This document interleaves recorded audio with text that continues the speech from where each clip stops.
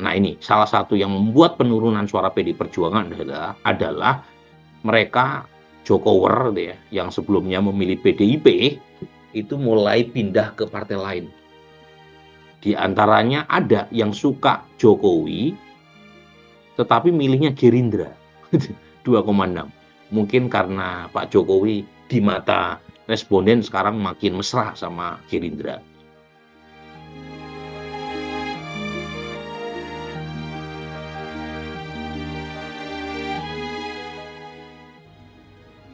Elektabilitas PDIP terus tergerus jelang pemilu 2024. Para loyalis Presiden Jokowi yang semula memilih PDIP di pemilu 2019 kini berpindah pilihan.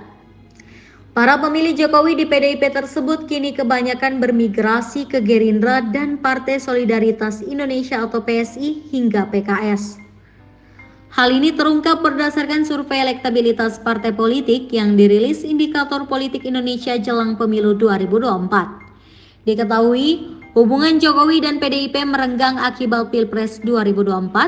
Survei Indikator Politik pada akhir Desember 2023 menunjukkan basis pendukung Presiden Joko Widodo yang memilih PDIP semakin menurun.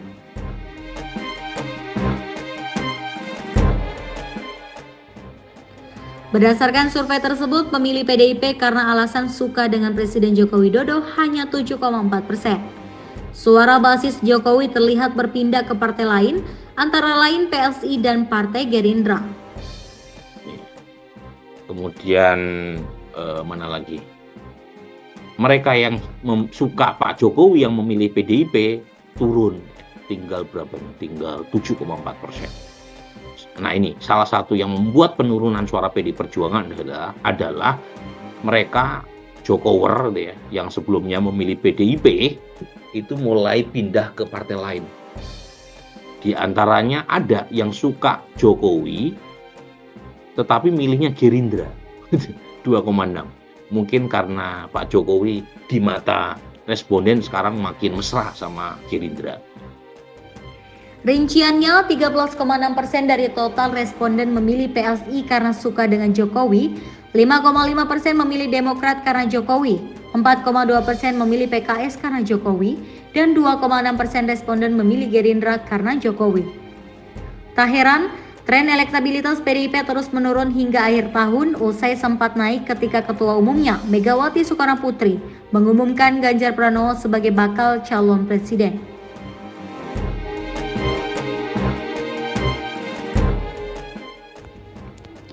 Berdasarkan survei tersebut, tingkat keterpilihan PDIP di Januari 2023 naik hingga 21,9%.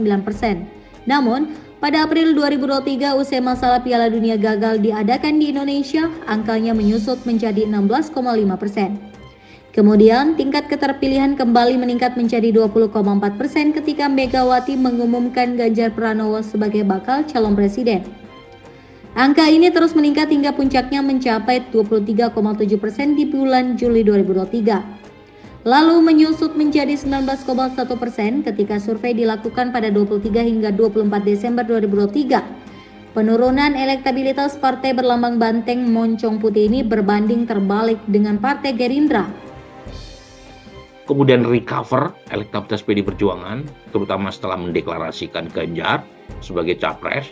Tapi trennya turun terus. Sementara Gerindra kebalikannya. Kalau kita tarik sejak tahun lalu, tren Gerindra naik. Konsisten naik. Berdasarkan survei yang sama, elektabilitas Gerindra sempat berada di posisi 10,3% pada September 2022. Kemudian naik mencapai 17,3% sekitar Juli 2023. Dan kembali naik 18,2% ketika survei dilakukan. Partai Golkar menunjukkan tren yang naik turun. Pada September 2022, tingkat keterpilihan partai berlambang pohon beringin ini mencapai 10%, lalu anjlok menjadi 6,7% di Januari 2023. Perolehan elektabilitas tertinggi diraih partai ini sekitar 3 hingga 5 Desember 2023 mencapai 10,5%, sebelum akhirnya menyusut menjadi 9,3% saat survei dilakukan. Kemudian Golkar naik turun, sempat naik beberapa waktu lalu ya. Data terakhir nih ini angkanya hilang ya. Ini harusnya data terakhir adalah yang 23-24 ya di sini. itu di kisaran 9,3% untuk Golkar, PKB 7,8%. Partai-partai lain selisihnya tipis-tipis. Burhanuddin menyampaikan alasan kebanyakan orang atau 43,4% dari total responden memilih Gerindra karena suka dengan ketua umumnya Prabowo Subianto. Secara keseluruhan, survei menunjukkan elektabilitas PDIP tetap berada di posisi teratas dengan tingkat keterpilihan 19,1%. Posisi kedua ditempati oleh Partai Gerindra dengan tingkat keterpilihan 18,2%. Namun, keunggulan PDIP belum bisa dinyatakan absolut lantaran survei memiliki margin of error 2,9%. Sebagai informasi, survei dilakukan pada 23 hingga 24 Desember 2023 melalui telepon. Target survei adalah populasi Indonesia yang berusia 17 tahun dan memiliki telepon seluler. Total sampel sebanyak 1.217 responden yang dipilih melalui metode random dialing atau RDD dan double sampling. Margin of error survei diperkirakan 2,9% pada tingkat kepercayaan 95%.